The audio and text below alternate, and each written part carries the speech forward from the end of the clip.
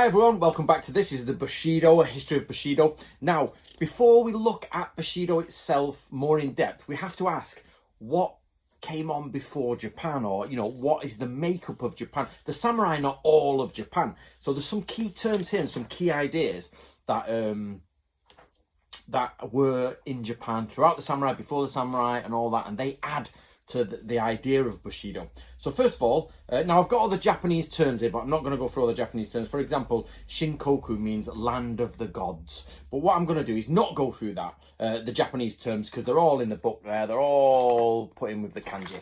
But I want you to imagine these things in the background and how they affect the samurai. So for example, it's a land of the gods. There are gods and deities in the land.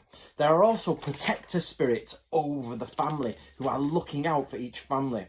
Now, there's also the worship of native gods. These are things like the mountain gods and different deities in the north, east, southwest. A lot of it comes from China, a lot of Chinese stuff. And of course, ancestor worship. There's a difference between the gods of the land, the gods of the sea, the overall agricultural god, which does exist, the emperor who's divine, and also your own family who've died and become ancestors. So you've got that to go on. So we go on to the emperor there, because the emperor is a god, according to the Japanese people before MacArthur in 1947 or 1945, I think. We also got Oho, which is imperial law. Even the samurai should adhere to imperial law. There's the concept of loyalty to the sovereign. So you should, as a samurai, be loyal to the sovereign. Of course, we know in samurai times this didn't really matter because they all vied for power and pretended to be loyal. There's something called kokashugo, which is military protection of the state. It is a samurai's job to protect the country. There are also kokujin, which are warriors outside of government control. So yes, we do have samurai, but there's also warriors that the government don't have a control over. Of course, the Japanese language in itself has lots of little intricacies, and before about 1600 it was a more complicated language, and then it changed again after 1600 and again after 1868, and with the Americans coming in, and things started to change because the social hierarchies changed. So language itself sets social hierarchy. You've got to understand that Buddhism is the protector of the state. There's Buddhist law. There's the idea of Shinki, new ideas. Now, new ideas are sometimes considered a bit negative in Japanese culture. If it comes from the past, it's good. If it's a new idea, it's a little bit, that's not worked in the past, so we don't know. But at the same time, people wanted new ideas in warfare to defeat them. So when the gun came, it was like, should we or should we not use the gun? Then it was like, let's use the gun, it's a good idea.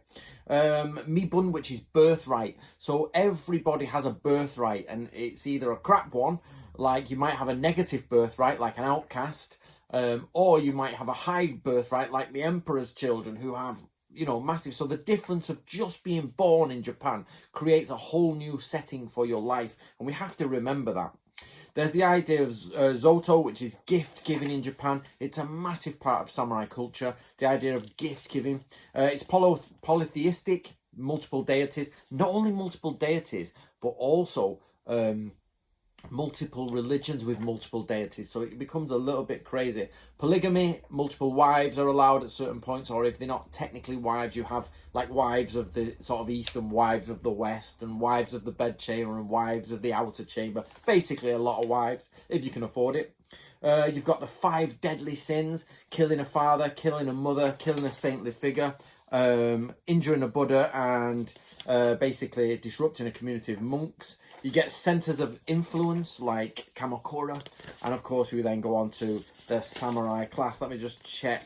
That's the end of that. So basically you have all of these things that make up Japanese society without the samurai.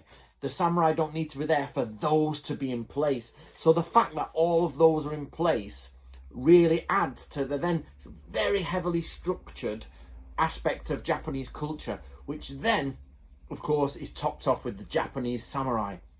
And then that's why Japanese culture is complicated, because it has all of those things. Now, it's the same as Western culture. Western culture is very complicated if you research it from a non-Western point of view. But because we are not Japanese, it is difficult to get into. But it's not impossible, and you can get there.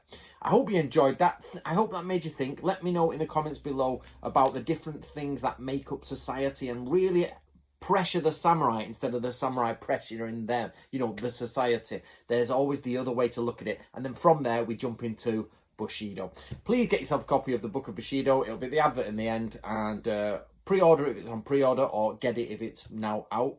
And I hope you support the channel by subscribing and liking and clicking and sharing and all that.